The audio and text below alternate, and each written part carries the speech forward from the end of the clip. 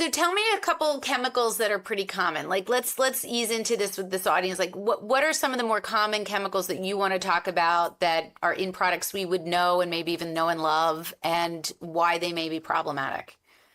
Yeah, I'd probably say the one that everyone knows is fragrance. This is a loophole. It's an umbrella term that is actually legally allowed to let companies protect their proprietary formulations. And it's a very antiquated old concept that was grandfathered in by the FDA, I'd say over 100 years ago, where these flavor and fragrance houses just protect their proprietary formulation because they don't want their competitors to steal their formulas. So they are able to hide any combination, at least for fragrances, nearly 4,000 different chemicals that are on the International Fragrance Association website. It's called the IFRA Transparency List. So that's the industry website. They tell you what could possibly be in your fragrances. And to be honest, I was really shocked when I saw styrene and really toxic carcinogens in there. And I thought, these are inhalation toxicants. Why are they in products that are designed to be inhaled? How is this possible? How is this legal? Wow. I didn't realize that they still have some of those. I mean, styrene, people think of styrofoam and they're like, oh, well, I just get my takeout in styrofoam, but styrene is actually the precursor chemical.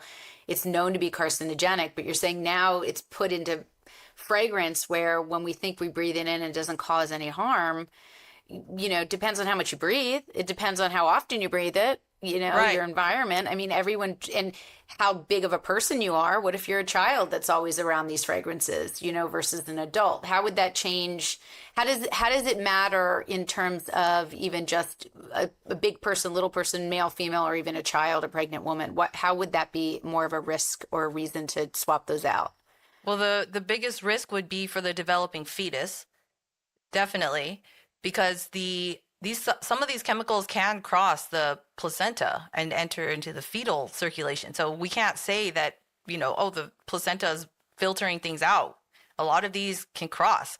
Not only that, the fetus does not have detoxification pathways built in. They're not active yet. Even up until the age of about 10 years old, children cannot detoxify. Their systems are not mature yet. So these early life exposures, these critical windows of susceptibility are already there. And so a lot of families, unfortunately, don't know about this. Mine included. I grew up, with the mainstream name brand products with all the fragrances. It's just what was there. And so no one questioned it. We just used it. And unfortunately, these are still harboring a lot of harmful chemicals. Yeah, no, it's really interesting. As I'm listening to you, I feel like you and I live parallel lives. Like all of the junk food I grew up with that was processed, like it was like the greatest thing ever to have all this processed food come into our house. But years later, now we're learning about the science, and it's a little scary. So when you have a pregnant woman and she's got this sort of unprotected fetus, so really it makes you think that, you want to be clean in your body as best you can before you even get pregnant, right? Yes, this is true because it's not necessarily a one-to-one where the mother's toxic burden is transferred to the fetus, but the mother's blood levels of various toxic chemicals like PFAS, phthalates, these are correlated with higher risks of adverse pregnancy outcomes, miscarriage, developmental delays in the child. There's a whole laundry list of effects that have been seen with epidemiological studies.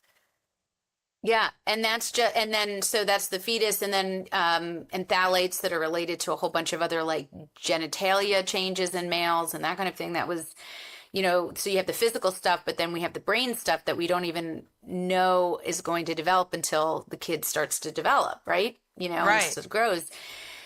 So, and what would we say would be worrisome, like sort of in the teenage years? Because don't they use a lot of products? Like, what are these windows that you think are particularly worrisome? Yeah, so the first one is in utero, Hmm. and then of course neonatal, but then also within the toddler years because the toddlers are usually crawling on the ground. And so a lot of these chemicals unfortunately bind to house dust, and dust settles on the ground on different surfaces. The baby's crawling, inhaling them, and also mouthing behavior is making them more susceptible as well.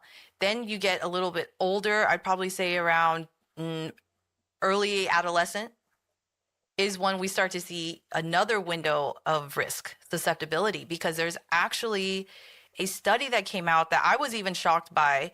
So it's one thing to have these chemicals around you. That's a risk, right? It's a risk. But we don't know if that will actually result in some disease. There was a study that was published fairly recently showing that young girls that used personal care products, the more products they use, the higher incidence of breast cancer. So there's actually now disease correlated with it. It's not just this theoretical, oh, well, it's there, it could be harming you. No, it is harming. It is harming us. Right. No, that study, and you sent it to me, and I mean, it's just remarkable. And basically they followed these women out, I think 10 years out, more or less. And then they looked at Hispanic, Black, and white women, and they showed that they all had basically increased risk, essentially from using, I think, a single product but we know that mixtures of chemicals. I mean, let's just say, how many products do most people, my teenagers, everyone use, women, in a daily basis? So, you don't always have just the individual risk of one chemical, if you could identify it, but the mixtures of multiple over time, right? How does mixtures play?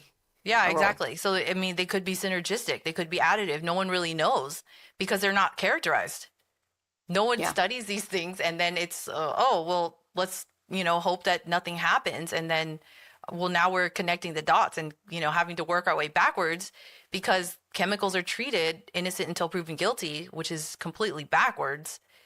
In Europe, they have more of a guilty until proven innocent framework. It's not bulletproof, but it's significantly better than what we have in the US.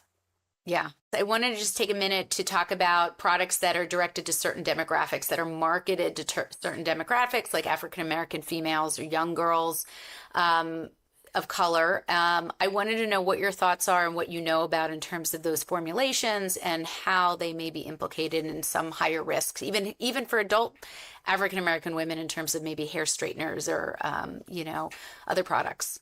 Yeah, there are chemicals of concern in beauty and personal care products that are marketed towards certain demographics. There's even studies on this. There's an unfortunate incident known as environmental injustice.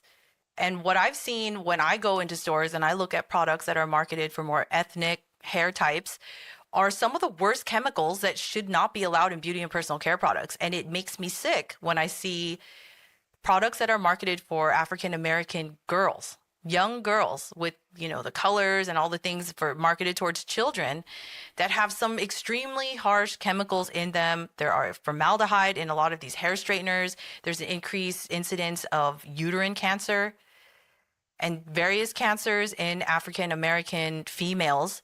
And it's something that should not be allowed. And I think there needs to be more justice and more regulations on this. And I think there are some brands that are more intended to be cleaner for these markets.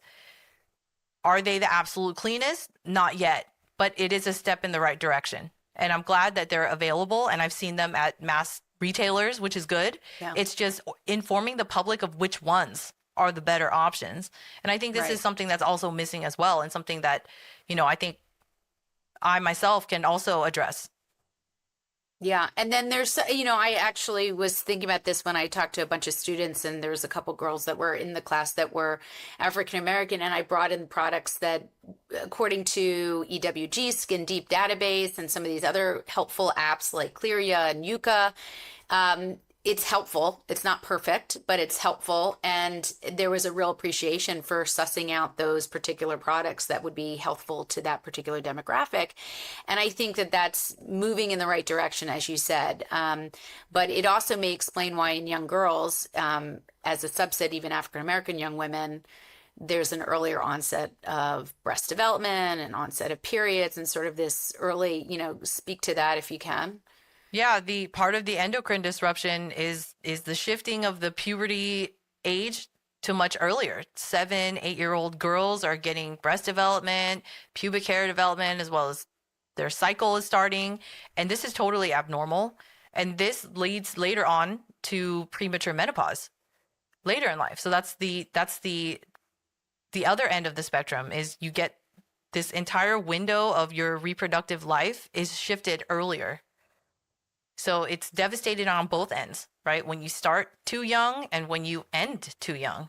Yeah, we kind of are a free for all for manufacturing in this country.